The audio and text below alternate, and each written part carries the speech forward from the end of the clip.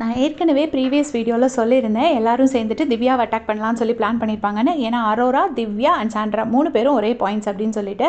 So first வந்து அரோரா வந்து திவ்யாவை attack பண்ணலான்னு சொல்லியிருப்பாங்க. அதனால் இவங்க எல்லாரும் சேர்ந்து திவ்யாவை அட்டாக் பண்ணுறதுக்கு ஓடுவாங்க. அப்போ திவ்யா எவ்வளவோ சொல்லுவாங்க, நான் கொஞ்சம் ஓடியாவது போய்க்கிறேன் அதுக்கப்புறமா பிடிங்கன்னா. அப்போ அரோரா வந்து இல்லை நம்ப முடியாது அப்படின்னு சொல்லியிருப்பாங்க. இங்கே வந்துட்டு பாரு சொல்லுவாங்க, ஏன் ஆல்ஃபபெட்டிக்கல் ஆர்டரில் வர வேண்டி தானே, ஆரோ தானே ஃபஸ்ட்டு வரும், ஏன் திவ்யா ஃபஸ்ட்டு வரணும், அது ஏன் ஆரோ கிடையாது இப்படின்னு சொல்லிட்டு இப்படி கேட்குறாங்க. கேட்டதுக்கப்புறமா அதே மாதிரி பஸர் அடித்த உடனே திவ்யாவை பிடிச்சிட்டாங்க. திவ்யா வந்து படுத்துட்டாங்க. மேலே இது பண்ணாதீங்க, நான் எந்திரிச்சு ஓட மாட்டேன் அப்படின்னு சொல்கிறாங்க. சொல்லும்போது விக்ரம் சைடில் நின்றுட்டுருக்காரு. கடைசி என்னென்னா இவங்க கையை ஏதோ எடுக்க ட்ரை பண்ணாங்க போல இருக்குது. திவ்யாவோட கையை வந்து விக்ரம் பிடிச்சிட்டாரு.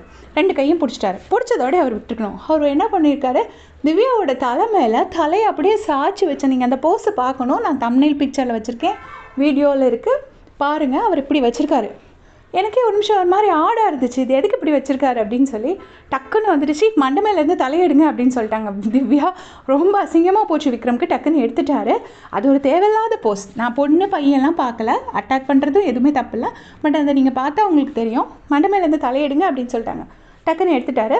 அதுக்கப்புறமா அரோரா வந்து சீச்சி ஒன்றும் இல்லடி செல்லம், ஒன்றும் இல்லை அப்படின்னு சொல்லிட்டு பாருக்கு சொன்ன மாதிரியே சொல்லிட்டு இருந்தாங்க.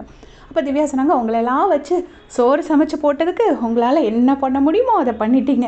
அப்போ தவா இருந்தவங்க எல்லாருக்கும் இப்போ எல்லாம் பண்ணி போட்டதுக்கு நல்லா பண்ணிட்டீங்க அப்படின்னு சொல்லிட்டு இருக்காங்க. அப்போ அரோரா சொல்கிறாங்க, நீ சோறு ஆக்கி போட்டதுனால தான் உன்னை வந்து சாஃப்டாக பிடிச்சிட்ருக்கோம் அப்படின்னு சொல்லி அரோரா சொல்லிட்டு இருந்தாங்க. இப்போ அதே மாதிரி திவ்யா வந்து அவுட் ஆயாச்சு.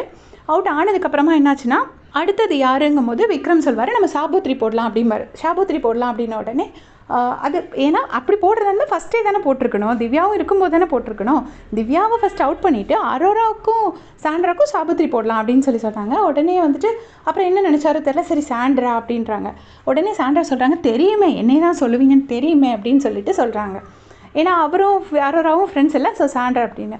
அப்போ வந்து பிக் பாஸ் சொல்கிறாரு, இவ்வளோ நேரம் நீங்கள் ஒரு கேம் ஆடினீங்கல்ல, இப்போ நான் கேம் ஆடுறேன், நீங்கள் எல்லாருமே வந்துட்டு அங்கே எங்கே வேணுமோ நின்றுக்கலாம், அதாவது ஓடி போய் பிடிக்கிறாங்கல்ல, ஸோ எங்கே வேணால் நீங்கள் ஹைட் பண்ணி நின்றுக்கலாம் அப்படிங்கிற மாதிரி சொல்கிறாரு. வீட்டுக்குள்ளே எந்த ஏரியாவில் வேணால் போய் நின்றுக்கோங்க, இந்த ஃபசாடில் நிற்கணும்னு அவசியம் கிடையாது அப்படின்னு சொல்லிட்டாரு. சொன்னோடனே திவ்யா சொல்லாங்க, அட பிக் பாஸ் நீங்கள் ஃபஸ்ட்டே நான் இருக்கும்போதே அதை பண்ணியிருக்கலாமே அப்படின்னு சொல்லிட்டு சொல்கிறாங்க. ஸோ இதே மாதிரி அப்டேட் தெரிஞ்சுக்க சேனல் சப்ஸ்கிரைப் பண்ணிக்கோங்க. தேங்க்ஸ் ஃபார் வாட்சிங்.